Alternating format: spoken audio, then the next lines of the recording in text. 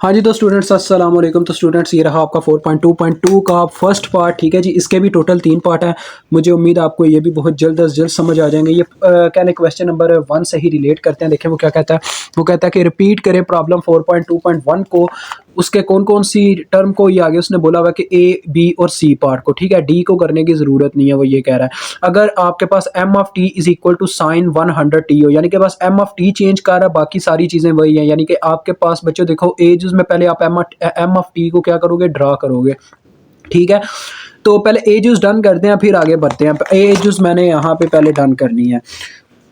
तो देखो बच्चों यार जरा गौर से, ये साइन की फॉर्म में दिया गया। सबसे पहले आप जानते हैं कि हमें इसको करना पड़ेगा कास की फॉर्म में। कास की फॉर्म में करने का तरीका आपको मैंने बता दिया था। -90 डिग्री आपको इसके एंगल में से करना होता है। तो 100 टी है इस दफ़ा, तो 100 टी में से -90 डिग्री हो गया और ये चला गया किसमें, कास की फॉर्म में। अब हम इसको ड्रा कर सकते हैं। देखो बच्चों सिंपल सी बात है कि इसका जो हमारे पास एंगल है ना, यानी कि वो पहले हमारे पास होता था पाई। इसमें देखो अब पाई इंक्लूड नहीं है, पाई उन्होंने नहीं दिया हुआ, यानी कि ये एक डिफरेंट थिंग है प्रीवियस टर्म से। ठीक है, पहले तो हमें पाई दिया गया होता था, तो फिर तो हम क्या करते थे, डायरेक्ट यानी अंदाज़ा लगा लेते थे ये हमारे पास होगा जी। यानी अगर होता ये 100 पाई टी लिखा होता, यानी हमें पता चल जाता वो पाई है, यानी कि इसकी जो मैक्सिमम वैल्यू है वो पाई है। ठीक है, ऐसे पता चलता था, लेकिन यहाँ पे वो चीज़ नहीं दी गई हुई। तो फिर उसका हल क्या है ये हमें यहाँ पे जानना होगा। उसका हल ये है, सिंपल सी बात है यार।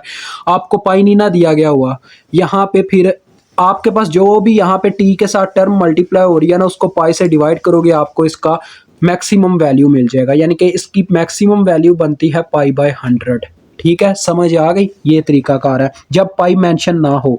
तो इसका अब हम ड्रा करने लगे हैं, स्केच करने लगे हैं। देखिएगा जरा, ये आ गया हमारे पास ओमेगा की फॉर्म में हम ड्रा करने लगे हैं। ये चीज़ याद रखिएगा बस।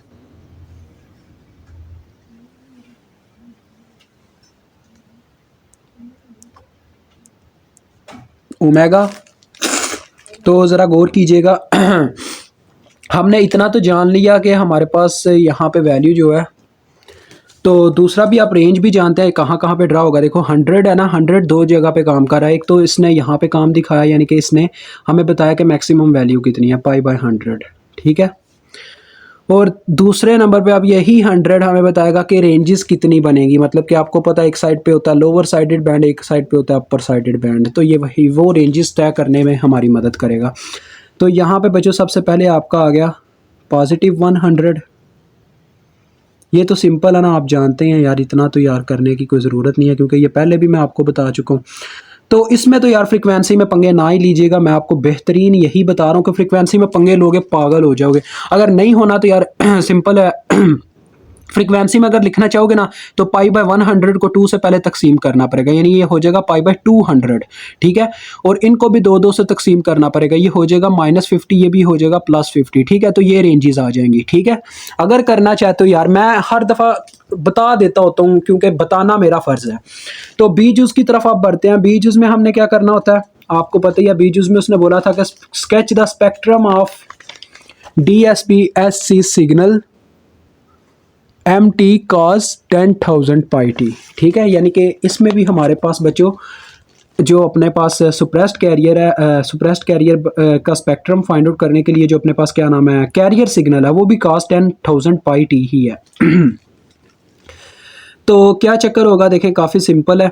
हमारे पास वही फार्मूला लगेगा जैसे आगे हम लगाते हैं, phi DSB spectrum suppressed carrier is equal to MT कितना है जी अपने पास, MT हमें दिया गया है इस दफ़ा साइन की फॉर्म में ही आपने पहले लिखना उसको। ठीक है, साइन 100t और साथ में अपने पास है cos 10,000 पाई टी। पाई ना लिखिएगा, 10,000 t बस लिखिएगा। ठीक है, तो ये बच्चों मैंने आपको फार्मूला बताया था, जब साइन और काज आ जाए तो उसको साइन की फॉर्म में हमें प्रेजेंटेशन की मतलब के प्रोडक्ट क्या नाम है यार फिर से, यानी कि प्रोडक्ट से जो सम और डिफरेंस में जाना पड़ता है, वो ये फार्मूला होता है। साइन और काज इकट्ठे हों तो ये फार्मूला बनता है 1/2 sine A + B plus sine A - B। तो यही फार्मूला आप यहाँ पे अप्लाई करेंगे। देखें क्या आ जाएगा आपके पास बच्चों, is equal to 1/2 sine A + B। देखो बच्चों कि क्या बनेगा यार, इतना तो अब आप कर सकते हो।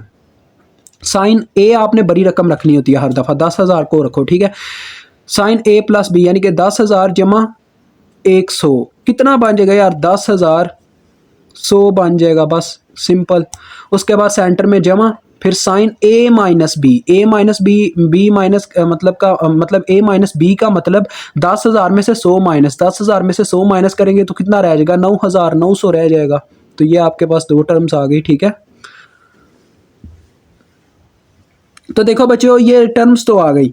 अब आपके पास देखो पहले था यानी कि वो टर्म थी काज की फॉर्म में पूरा, यानी साथ में 1 था। अब आ रहा है साइंस के साथ 1/2 आ रहा है। साइन को पहले तो काज की फॉर्म में कन्वर्ट करेंगे ना, उस फॉर्म में लेके जाएंगे। वो आपको पता कैसे लेके जाते होते थे हम, DSB suppressed carrier is equal to, यहाँ पे देखो बच्चों सबसे पहले नंबर पे आ जाएगा आपके पास 1/2। आपके पास जो छोटी वैल्यू उसको पहले रखो ताकि आपको पता चले कि सुप्रेस्ड कैरियर में आपके पास अपर साइडेड बैंड कौन सा और लोअर साइडेड बैंड कौन सा, एक तरतीब बना लो। पहले ये आएगा, तो इसको काज में हमने कन्वर्ट कर लिया। कैसे आप जानते हैं करने का तरीका, 9,900 में से हमने -90 डिग्री किया तो ये चला गया काज की फॉर्म में, ठीक है। उसी तरह से देखो अब आगे ये वाला हमने लिखा, यानी कि साइन 10,100 हमने लिखना था, लेकिन हम इसको काज की फॉर्म में कन्वर्ट कर गए -90 डिग्री करके, ठीक है बच्चों। तो ये आ गया 10,100 -90 डिग्री। तो देखो अब जरा गौर करो, आपके पास यहाँ पे फ्रीक्वेंसी कौन सी बड़ी है कौन सी कम है, ये बड़ी है और ये कम है, यानी ये लोअर साइडेड बैंड है। This is your LSB। यही स्टेप आपने दोबारा लिख के सी जूस प्रेजेंट करनी होती है, तो यहां पे मैं सी जूस भी प्रेजेंट कर रहा हूं, ठीक है। बी जूस का मेन मकसद होता है ग्राफ को ड्रा करना। ग्राफ तो हम ड्रा करेंगे बच्चों, लेकिन मैं ना सी जूस साथ में डन कर देता हूं। आपको पता होगा जिन बच्चों ने प्रीवियस हमारी टर्म यानी कि प्रीवियस क्वेश्चन देखा है, USB, ठीक हो गया। अब देखें दोनों आ चुके हैं, अब हम इसको ड्रा करेंगे, स्केच करेंगे, क्योंकि उसने बोला हुआ है बस दो हमने टर्म्स रिपीट करनी है। ये आपका DSP स्पेक्ट्रम ड्रा होने लगा, DSP स्पेक्ट्रम, ठीक है जी। तो ये एक लाइन खींच ली हमने, ओमेगा।